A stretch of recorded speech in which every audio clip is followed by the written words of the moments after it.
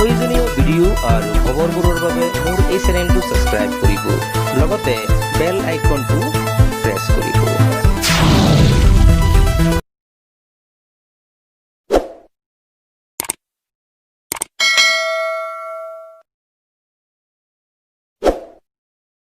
পুনৰ স্বাগতম জনালোঁ আপোনালোক সকলোকে মোৰ ইউটিউব চেনেল ডিজিটেল 24x7লৈ।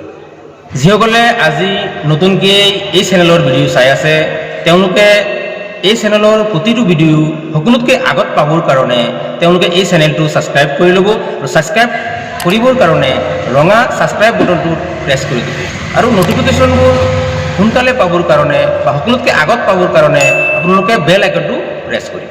ধন্যবাদ। অধ্যয়ন একাডেমি খলিহামাৰী। এই অধ্যয়ন একাডেমি হৈছে এখন ব্যক্তিগত খণ্ডৰ বিদ্যালয় যিয়ে এই খলিহামাৰী অঞ্চলৰ কাৰণে এতিয়া হৈ পৰিছে আশীৰ্বাদ স্বৰূপ। এইখন ব্যক্তিগত খণ্ডৰ বিদ্যালয়ত আপোনালোকে আপোনালোকৰ ল'ৰা ছোৱালীক বা কণ ছাত্ৰ ছাত্ৰী অংকুৰ শ্ৰেণীৰ পৰা নৱম শ্ৰেণীলৈকে আপোনালোকে নামভৰ্তি কৰাব পাৰিব।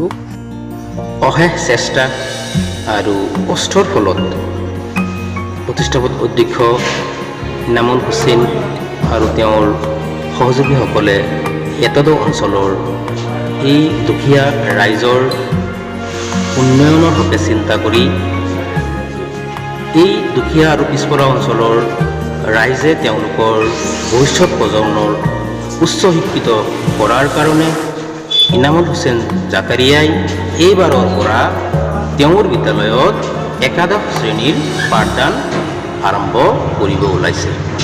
গতিকে এই দুখীয়া ৰাইজৰ দুখ দুৰ্গতিৰ প্ৰতি লক্ষ্য ৰাখি তেওঁৰ জীৱনৰ উদ্দেশ্য ফলপূৰ্বকভাৱে যাতে কৃতকাৰ্যতা হ'ব পাৰে সেইকাৰণে সেই মহান উদ্দেশ্য আগত ৰাখি তেওঁ এই পদক্ষেপ গ্ৰহণ কৰিছে। আৰম্ভণিৰ পৰা বিদ্যালয়খনে চৰকাৰী সকলোবোৰ নিয়ম নীতিবোৰ মানি পৰিচালনা সমিতিয়ে বিদ্যালয়খন পৰিচালিত কৰি আছে।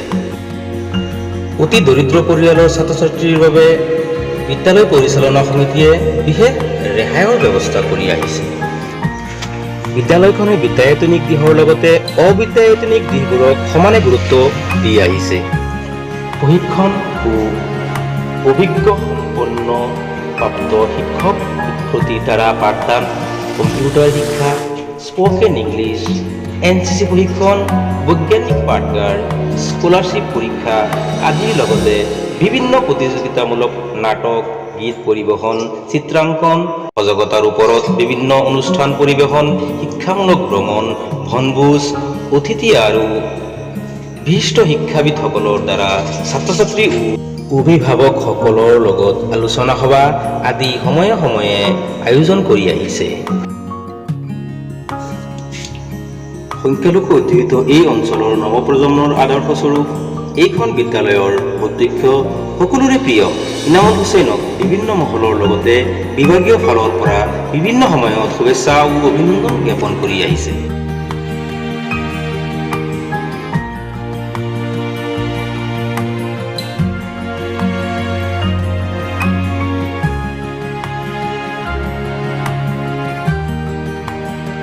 ইনামুল হুছেইনৰ জন্ম হৈছিল অতি পিছপৰা এটি অঞ্চলত আৰু তেওঁ শৈশৱৰ পৰাই অতি নম্ৰ, ভদ্ৰ আৰু অমায়িক আছিল।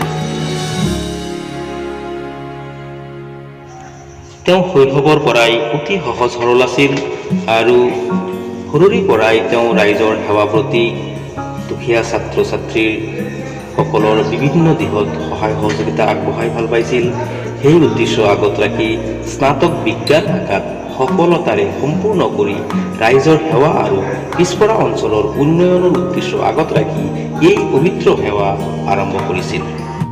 এই মহান উদ্দেশ্যৰ কাৰণে ডিজিটেল 24x7 চেনেলৰ তৰফৰ পৰা জ্ঞাপন কৰিছোঁ মই অশেষ অভিনন্দন। আহক আমি সকলোৱে মিলি এখন সুস্থ আৰু সবল দেশ গঢ় দিয়াত ইনামুল হুছেইনক সহায় সহযোগিতা আগবঢ়াওঁ। শুনো আহক তেওঁ নিজৰ মুখেৰে কি কৈছে। আসসালামু আলাইকুম, নমস্কাৰ। প্ৰথমতে আপোনালোকৰ চেনেলটোক ধন্যবাদ জনাইছোঁ। আমাৰ পিছপৰা সংখ্যালঘু অঞ্চলত 2017 চনত এখন অধ্যয়ন একাডেমী খলিহামাৰী নামৰ ব্যক্তিগত খণ্ডৰ বিদ্যালয় স্থাপন কৰা হৈছে আৰু এই বিদ্যালয়ত এই প্ৰথমবাৰৰ বাবে 2020 বৰ্ষত মেট্ৰিক পৰীক্ষাত ল'ৰা ছোৱালীবিলাক অৱতীৰ্ণ হৈছিল আৰু এই অৱতীৰ্ণ হোৱা ল'ৰা ছোৱালীবিলাক মেট্ৰিক পৰীক্ষাত 100% ভাল ফলাফল দেখুৱাবলৈ সক্ষম হৈছে। মোৰ সপোন আছিলে যে আমাৰ এই পিছপৰা অঞ্চলত এখন বিদ্যালয় স্থাপন কৰিম আৰু আমাৰ এই পিছপৰা অঞ্চলৰ সকলো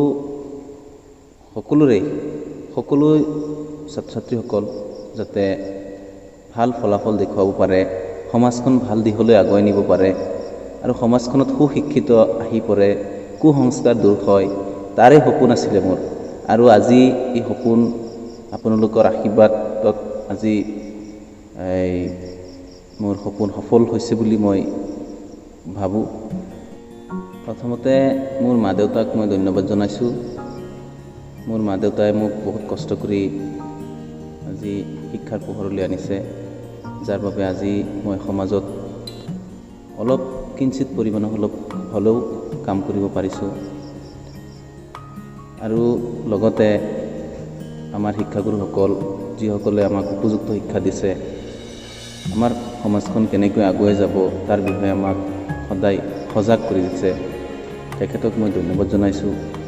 আজি আমাৰ এই পিছপৰা অঞ্চলত মোৰো সপোন এইটোৱেই যে আমাৰ এই পিছপৰা অঞ্চলত শিক্ষাৰ পোহৰ শৈক্ষিক দিশ উন্নতি হয় আৰু প্ৰতিজন নৱপ্ৰজন্মই যাতে ভাল শিক্ষাৰে শিক্ষিত হ'ব পাৰে, তাৰেই কামনাৰে আজি মই আপোনালোকক চেনেলটোৰ মাধ্যমেৰে সকলো অসমবাসী ৰাইজক জনাব বিচাৰিছোঁ। মই এইবাৰ আমাৰ বিদ্যালয়ত একাদশ শ্ৰেণীৰ কলা শাখা আৰম্ভ কৰিছোঁ। মই আজি বহুত দিন আগৰ পৰাই নিৰীক্ষণ কৰি আছোঁ, আমাৰ এই অঞ্চলত বহুত ল'ৰা ছোৱালীয়ে মেট্ৰিক পাছ কৰাৰ পিছত হায়াৰ ছেকেণ্ডেৰী পঢ়াৰটো ধাউতি, ইণ্টাৰেষ্টটো নাইকিয়া হৈ যায়। মই বহুত চিন্তা কৰিছোঁ যে আমাৰ এই অঞ্চলত যি ল'ৰা ছোৱালীবিলাক মেট্ৰিক পাছ কৰে, তেখেতসকল যদি হায়াৰ ছেকেণ্ডেৰীটো ৰিজাল্ট ভাল হয়, তেনেহ'লে নিশ্চয় আমাৰ সমাজখন উন্নতিৰ দিশলৈ যাব। কিন্তু বহুত ল'ৰা ছোৱালী মেট্ৰিক পাছ কৰাৰ পিছত আৰু হায়াৰ ছেকেণ্ডেৰী পাছ কৰিব নোৱাৰে, কিছুমানে ভালকৈ কলেজত যাব নোৱাৰে, কিছুমানে পইচাৰ অভাৱত পঢ়িব নোৱাৰে, বহুত ধৰণৰ অসুবিধাৰ সন্মুখীন হয়। যাৰ বাবে মই চিন্তা কৰিছোঁ যে আমাৰ এই বিদ্যালয়ত একাদশ শ্ৰেণী আৰম্ভ কৰোঁ, যাতে আমাৰ এই সমাজখনৰ উন্নতি হয়, আমাৰ সমাজখনত থকা নৱপ্ৰজন্মই যাতে উপযুক্ত শিক্ষিত হ'ব পাৰে আৰু সমাজখনক আগুৱাই লৈ যাব পাৰে। ধন্যবাদ। জয় আই অসম।